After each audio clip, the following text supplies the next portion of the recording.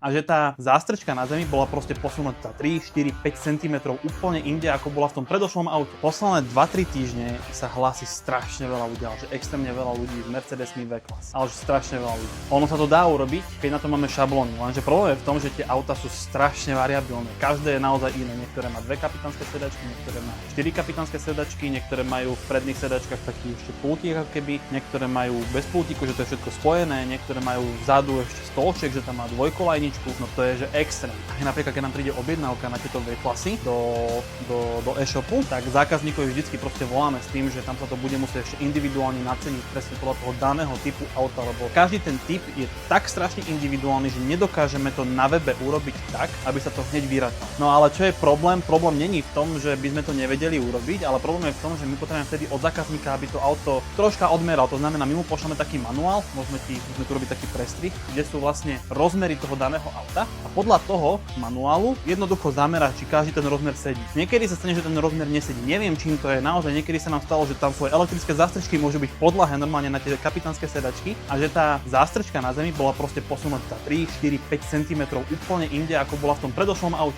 Tieto V-klasy sú naozaj masaker. Toto je najťažšie auto na výrobu za mňa. 100% ten, kto má V-klas, dá sa to spraviť, len potrebujeme vašu pomoc.